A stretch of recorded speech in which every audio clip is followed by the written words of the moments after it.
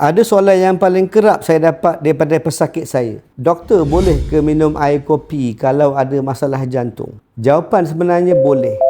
Minum kopi 1, 2 ataupun kadang-kadang 3 cawan sehari tak ada masalah untuk kebanyakan pesakit-pesakit jantung. Masalah dengan kopi ni ada 2 jenis. Satu, apa yang kita tambah dalam kopi.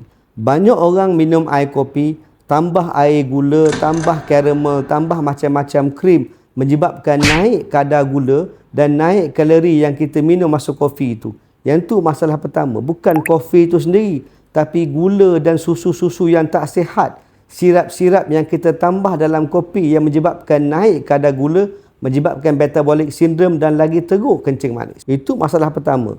Masalah kedua pula, kandungan kafein yang boleh menyebabkan serba sedikit naik nadi jantung dan naik tekanan darah. Tapi kalau setakat minum 1, 2 atau 3 cawan sehari, tak ada kesan sangat kepada jantung sebenarnya untuk kebanyakan pesakit.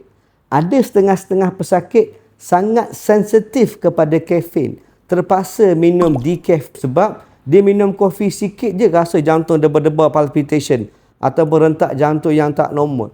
Jarang berlaku. Kalau engkau jenis orang tak boleh tahan minum kafein, kena elakkan. Kalau orang tu dah biasa minum kafein, kena serangan jantung, lepas tu nak sambung minum kopi, kebanyakan masa tak ada masalah.